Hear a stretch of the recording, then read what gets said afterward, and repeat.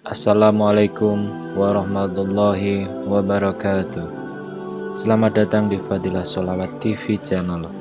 Jangan lupa untuk like, subscribe, dan aktifkan loncengnya agar senantiasa mendapatkan tausiah-tausiah terbaru dari channel kami. Marilah kita simak videonya sekarang. Ulama menjelaskan yang tertinggi dan terutama dalam wasiat, di antara wasiatullah yang terutama adalah wasiat taqwa. Tidak ada yang lebih tinggi daripada taqwa. Kunci rizki taqwa, kunci kebahagiaan taqwa, kunci keselamatan, kunci murah rizki taqwa, kunci ketenangan taqwa, kunci diterima amal ibadah kita adalah taqwa. Innama yataqabbalu Allahu minal muttaqin. Sungguh Allah menerima amal-amal orang yang bertakwa. Kata Allah, kami akan selamatkan dari siksa neraka Jahannam orang-orang yang bertakwa. Orang-orang yang berbuat kezaliman akan dikekalkan dalam neraka Jahannam. Na'udzubillah. Sebagaimana bersabda Rasulullah sallallahu alaihi wa ala alihi wasallam di hadis yang sahih, ittaqillaha haitsu ma kunta. Taqwalah kepada Allah di mana kamu berada. Taqwa itu bukan hanya di masjid. Taqwa itu di jalan. Taqwa itu di kantor. Taqwa itu di rumah. Untuk menjaga diri dari murka Allah. Taqwa itu menjalankan perintah Allah, mengikuti perintah Rasulullah sallallahu alaihi wasallam. Allahumma shalli wa sallim alaihi. Ma'asyiral muslimin yang dimuliakan Allah Subhanahu wa taala. Saya mengingatkan satu amalan yang telah diperintahkan oleh Allah, yang diperintahkan oleh Rasulullah sallallahu alaihi wasallam. Dengan amalan itu kita boleh mendapatkan banyak manfaat, banyak rahasia, banyak kebahagiaan. Amalan itu adalah doa. Doa yang menjadi senjata bagi orang mukmin. Doa adalah berbicaraan kita bersama Allah, tambat menadu kita kepada Allah. Doa tambat untuk menyelesaikan segala masalah. Kun fayakun. Dalam doa Allah Subhanahu wa taala selesaikan dan kabulkan hajat kita. Sahabat Rasulullah sallallahu alaihi wasallam Allahumma shalli alaihi datang bertanya Rasul, ya Rasulullah, arabbuna qaribun fanunajih am ba'idun fanunadih? Apakah Allah dekat cukup kita bermunajat, atau Allah jauh mesti kita panggil? Nabi Muhammad sallallahu alaihi wasallam menerima soalan dari sahabat, tidak menjawab. Turun malaikat Jibril membawa wahyu. Ayat suratul Baqarah ayat 186. Di sini Allah Subhanahu wa taala menerangkan dan menjanjikan bagi orang yang selalu berdoa dengan yakin, berdoa dengan tulus dan ikhlas, akan diijabah doanya. Jamaah sekalian, kita memiliki Allah yang maha kaya, Allah yang maha adil, Allah yang maha kasih sayang. Tidak boleh kita putus asa. Terus kita istiqamah berdoa, bermunajat kepada Allah dalam segala hal, dalam keadaan sihat wal afiat maupun sakit, dalam keadaan senang maupun susah, dalam keadaan upaya apapun, kita selalu tidak pernah putus doa kepada Allah Subhanahu wa taala. Para nabi dan rasul yang sudah jamin mereka orang-orang yang sebaik-baik manusia, tapi mereka tetap tidak pernah bertus doa kepada Allah Subhanahu wa taala. Ud'u Allah wa antum muqinun bil ijabah. Doa kepada Allah dengan keyakinan akan Allah ijabah. Ma'asyiral muslimin yang dimuliakan, dirahmati Allah sekalian. Dalam kesempatan ini saya membawakan dua cerita. Tunjukkan lewat dua cerita ini keindahan doa, dan tidak ada cara yang lebih cepat menkabulkan hajat kita selainkan doa. Doa memang salah satu amalan yang begitu dahsyat bagi orang mukmin. Tapi banyak umat Islam sekarang malas berdoa, malah berdoa saat dia perlu saja, saat dia lagi senang dan nikmat, tidak pernah ingat Allah. Na'udzubillahi min dzalik. Na'udzubillah. Ada seorang, cerita ini terjadi di hadapan mata saya di Makkah, di kawasan Masjidul Haram, bertemu dengan seorang dari negeri luar. Orang-orang itu sudah tua dan sakit, dan nampaknya orang juga buta, membawakan anaknya ke Masjidul Haram untuk berumrah. Begitu dia sampai ke Masjidul Haram bersama anaknya, saya lewatin jarak mereka, dan saya tertarik dengan jakab-jakabnya anak terhadap orang tua. Kata orang tuanya, lepaskan tangan saya ada urusan sama Allah. Lepaskan tangan saya. Kata anaknya, wahai ayahku, bagaimana boleh saya lepaskan? Ayah saya buta, tidak boleh nampak. Kata ayahnya, anakku, saya lagi di rumah Allah, saya lagi tamu Allah, saya lagi ada urusan sama Allah. Lepaskan tangan saya ada perlu sama Allah. Dilepaskan tangannya oleh anak, dan anaknya khawatir orang tuanya boleh jatuh kalau dia turun tangga, karena dia buta, tidak boleh lihat. Di situ dia angkat tangan, dan saya berhenti mahu lihat apa yang akan terjadi peristiwa. Dengan keyakinan seorang tua dan buta memohon kepada Allah di kawasan Ka'bah, dia angkat tangan dan dia berdoa dengan bahasa awam. Dia berkata, ya Allah, saya dilahirkan dalam keadaan buta, sekarang sudah tua dan sakit, masih buta. Ya Allah, pertama kali saya datang sebagai tamumu ya Allah, datang ke rumahmu ya Allah.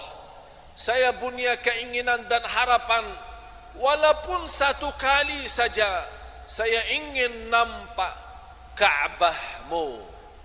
Saya ingin melihat Ka'bah ya Allah. Umur saya 60 tahun, hanya mendengar cerita keindahan Ka'bah, tapi belum pernah saya nampak dengan mata saya sendiri.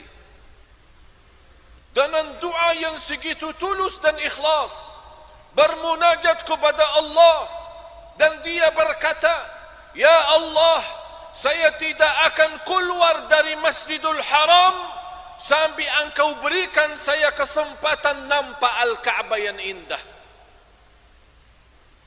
Begitu orangnya serius dalam doa, yakin sungguh-sungguh dalam doa, bukan main-main, karena dia bermunajat kepada Allah yang maha segala-galanya. Semuanya di tangan Allah, mata pun makhluk Allah. Belum orangnya turunkan tangannya di hadapan mata saya, langsung dia berteriak, Allahu Akbar, Allahu Akbar, Allahu Akbar. Sungguh Al-Ka'bah itu indah, sungguh Al-Ka'bah itu indah, sungguh Al-Ka'bah itu indah. Dan lagi kembalikan angkat tangannya berdoa dan bersyukur kepada Allah. 60 tahun dilahirkan dalam keadaan buta, dengan doa yang tulus dan ikhlas, Allah kabulkan doanya, dan dia boleh nampak Al-Ka'bah dengan mata sendiri. Subhanallah. Subhanallah. Itulah yang kita perlu, jamaah sekalian, saat berdoa.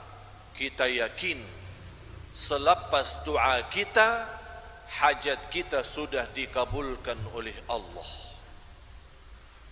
Allah Maha Raja, Allah Maha Agung, Allah Maha Kaya, Allah Maha Lembut, Allah Maha Sabur, Allah Maha segala-galanya. Di ketitanan Allah segala kunci dunia dan segala isinya milik Allah. Kun fayakun. Innama amruhu idza arada syai'an an yaqula lahu kun fayakun. Fasubhanalladzi biyadihi malakutu kulli syai'. Maha suci Allah, di tangannya segala sesuatu. Wa ilaihi turja'un, dan kita sama-sama akan kembali kepada Allah Subhanahu wa taala. Cerita yang kedua, seorang dokter dari negara India bernama Dr. Ishan, seorang ahli medis yang terkenal di dunia, ditugaskan oleh negara untuk menjadi pemimpin dalam rapat dan pertemuan yang dihadirkan oleh para dokter dari seluruh dunia akan datang. Begitu beliau naik satu kapal terbang menuju kota tujuan, tiba-tiba dalam penerbangan menuju kota tujuan berubah suasana menjadi banyak derasnya hujan, berubah sambil salah satu sayap pesawat itu rusak. Secara mendadak dan dalam keadaan darurat, mesti pesawat itu landing dan turun. Dr. Ishan marah dan beliau berkata, macam mana saya ditunggu-tunggu dalam pertemuan yang internasional yang begitu besar. Saya sebagai ketua dan kepala pertemuan ini mesti saya hadir. Bagaimana jalan keluarnya pesawat sudah rusak? Kata orang di airport, daripada marah sama kami, silahkan Dr. Ishan ambil satu kereta, sewa satu kereta, karena kota tujuan sangat dekat dengan airport ini, hanya perjalanan 3 jam.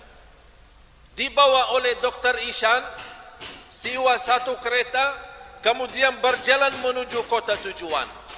Di dalam perjalanan, Allah Subhanahu wa taala menjadikan suasana hujan yang begitu dahsyat, sampai dia kaget dan takut, terpaksa keluar dari jalan besar menuju jalan kampung.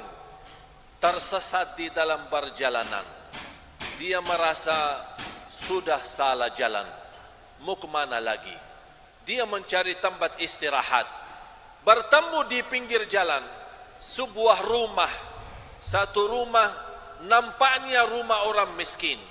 Dia berhenti dan dia tutup pintu dan minta izin sama tuan rumah boleh masuk.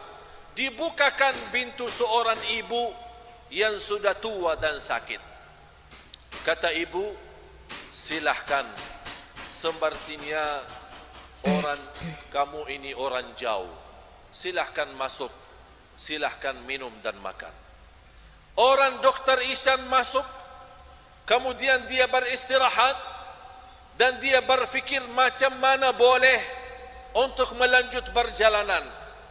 Sambil dia makan dan minum, dia nampak seorang ibu lagi salat, lagi berdoa. Setiap dia berdoa sebentar, nampak di samping anak itu ada seorang anak kecil. Setiap doa sebentar, dia gerakkan anak, tapi tidak ada respon.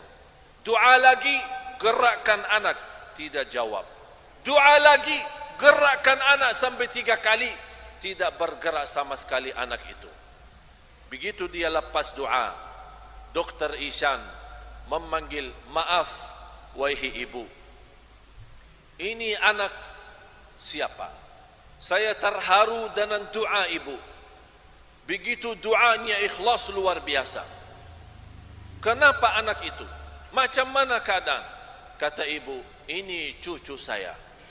Orang tuanya dua-duanya baru meninggal. Dari sejak dilahirkan dalam keadaan sakit lumpuh, tidak boleh bergerak. Saya tidak tahu apakah dia hidup atau mati. Saya memanggil seorang doktor di kampung diperiksa. Selepas periksa oleh doktor, dia berkata anak itu masih hidup. Tapi saya tidak boleh membagi obat karena saya bukan ahli. Kata ibu, macam mana saya boleh berobat untuk cucu saya? Kata doktor di kampung, ada seorang terkenal. Satu orang dia punya keahlian untuk anak-anak itu. Hanya satu orang yang boleh bantu. Tapi orang itu tinggal di kota jauh. Kata ibu, saya orang miskin. Macam mana saya boleh jauh-jauh mencari dokter itu? Kata dokter itu, yang saya boleh bantu, tunggulah ada kesempatan bertemu dengan dokter Ishan itu. Apa kata ibu? Begitu ibu menceritakan, dokter kampung berkata, satu dokter yang boleh bantu namanya dokter Ishan, karena dia orang ahli untuk berobatan anak-anak. Begitu ibu menceritakan ke dokter Ishan kaget dan dia bertakbir dan dia berkata, ibu, saya dokter Ishan. Allah sengaja merusakkan pesawat supaya tidak boleh jauh-jauh. Allah menjadikan saya tersesat di jalan untuk menijabah doa ibu yang miskin. Allah datangkan dokter Ishan ke tempat ibu yang punya hajat karena dia doa dengan ikhlas dan tulus. Itulah Allah. Kata dokter Ishan, demi Allah, baru kali ini saya yakin Allah punya macam cara untuk mengkabulkan doa. Allah punya macam cara untuk kabul doa. Oleh karena itu jamaah sekalian, tidak boleh putus asa saat kita berdoa. Karena orang yang putus asa sudah kafir, na'udzubillah. Na'udzubillah. A'udzu billahi minasyaitonir rajim. Wa qala rabbukum ud'uni astajib lakum. Berfirman Allah, berdoalah kepadaku, aku janji